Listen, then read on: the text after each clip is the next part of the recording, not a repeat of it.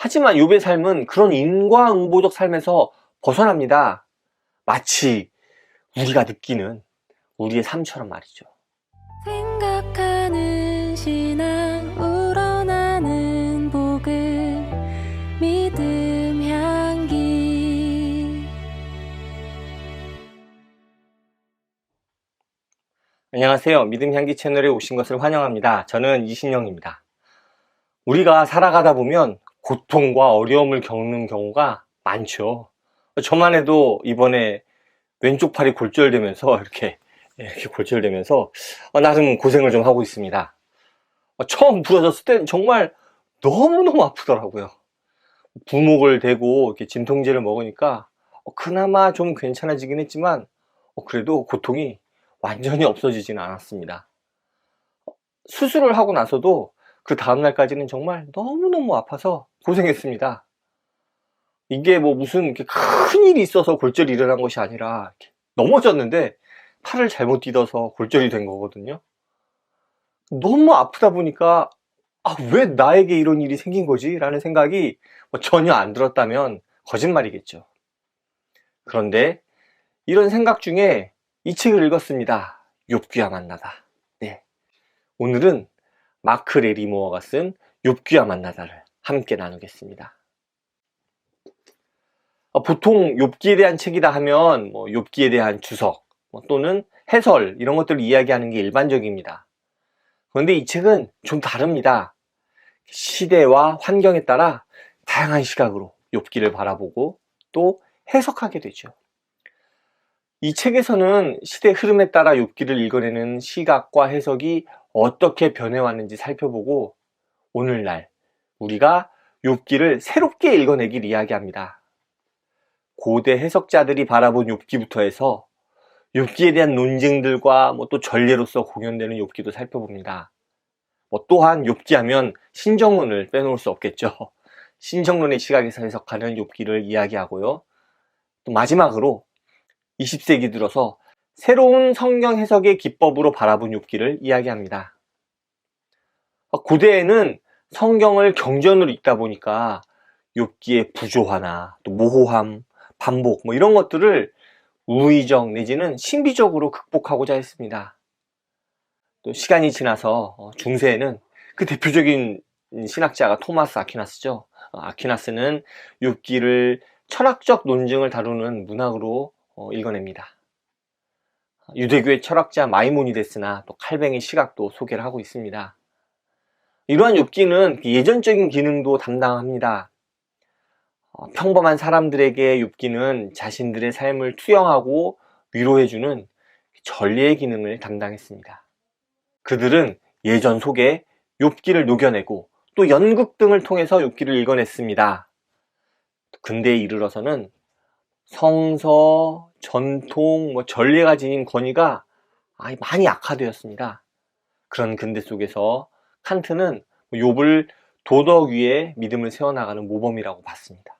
그에 비해 루돌프 옵토 같은 사람은 욥기를 통해서 진정한 신정론을 볼 수 있다라고 이렇게 이야기하기도 했습니다. 20세기 들어서 홀로코스트 이후의 욥기는 홀로코스트의 역사를 투영해서 읽힙니다. 근대 인본주의의 공허함과 메시아적 희망의 필요성을 욥기 안에서 읽어내죠. 그래서 인본주의의 공허함이 더 커져가는 오늘날 욥기가 더 주목을 받고 있는 게 아닌가 싶습니다. 요즘 욥기에 대한 책들이 나오고 또 주목도 많이 받는 것 같습니다. 최근에는 박영선 목사님도 책이 나왔고 김기현 목사님의 책도 나온 것 같더라고요.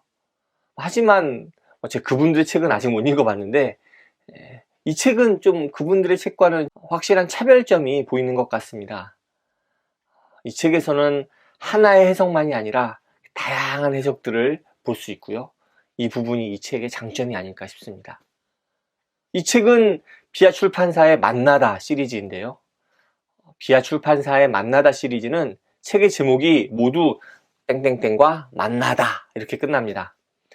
비아 출판사의 편집장님께서 만나다 시리즈를 기획하면서 만나다 시리즈는 신학과 교양이 이렇게 중간에 위치하는 그런 개론서로 기획하셨다라고 하는 걸 제가 들은 기억이 있는데 정말 그 기획이 딱 맞는 것 같아요.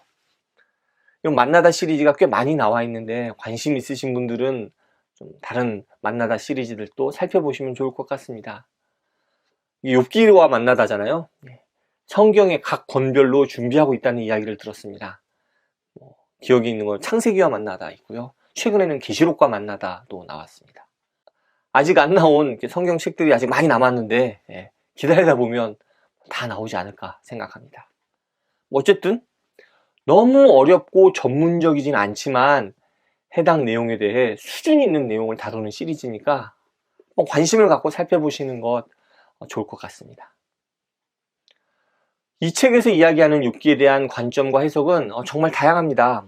앞에서 이야기한 것과 같이 시대와 환경에 따라서 다양한 해석이 나왔습니다.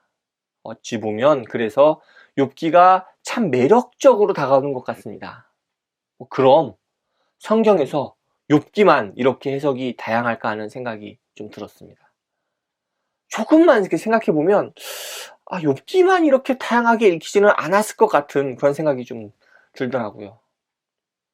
다른 성경은 어떻게 또 다양하게 읽어왔을까 하는 궁금증이 생기기도 합니다. 그런데요, 다른 성경들과는 다른 욥기의 매력이 욥기를 좀 더 다른 성경식보다 더 다양한 읽기로 좀 이끄는 것 같습니다. 그것이 뭘까요? 제 생각엔 우리 삶에서 느끼는 점들을 아주 좀 비슷하게 표현하고 있는 점이 아닌가 싶습니다. 다른 성경의 인물들은 너무 거룩하거나 또 아니면 너무 악하거나 그러잖아요. 그리고 그 행동에 따른 권선징악의 그 결과를 거의 그대로 가져옵니다. 살짝만 얘기해 보면 다윗 정말 위대하잖아요. 다윗이 실수했을 때는 그 실수에 대해서 책망을 받고 징계를 받습니다. 그리고 열왕기 상하 이런 데 보면 이스라엘과 유다의 왕들 보면 그가 바르게 행해서 복을 받고 또 잘못 행해서 하나님께 벌을 받고 이런 일들이 계속 일어나죠. 하지만 욥의 삶은 그런 인과응보적 삶에서 벗어납니다. 마치 우리가 느끼는 우리의 삶처럼 말이죠. 그러한 부분들이 욥기를 더 주목하게 만드는 게 아닌가 싶습니다. 그리고 그에 대한 답은 여전히 명확하지 않습니다. 그래서 이 책은 마지막에 우리 각자의 방법대로 욥기를 읽고 또한 우리만의 욥기를 만들어내라 라고 이야기합니다. 제가 영상 시작할 때 골절상을 입고 왜 나에게 이런 일이 생긴 거지 라는 생각을 했다고 했잖아요. 근데 이제 솔직히 말씀드리면 그런 생각을 전혀 안 하지는 않았지만 또 그렇게 많이 하지는 않았어요. 어느 순간 많은 분들이 이렇게 위로해 주시고 또 걱정해 주시고 기도해 주심을 느끼면서 참 감사하다는 생각이 들더라고요. 네, 그런 것이 참 위로가 되더라고요.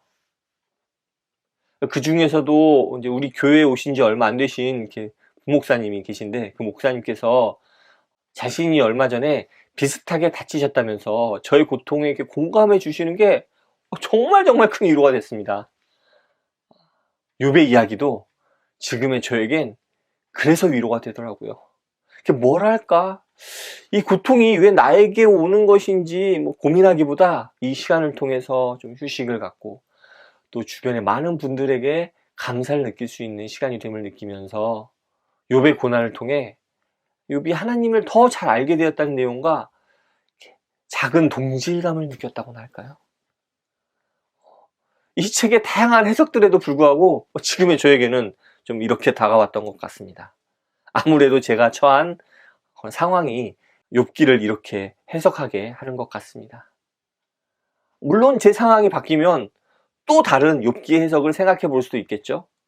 그렇게 또 신앙이 쑥쑥쑥 성장해 가는 게 아닐까 생각합니다. 그리고 이 책은 그에 대한 작은 길잡이가 될 것 같습니다. 오늘 준비한 내용은 여기까지입니다. 다양하게 성경을 읽고 해석하면서 신앙이 성장해가는 여러분이 되시기를 간절히 기도합니다.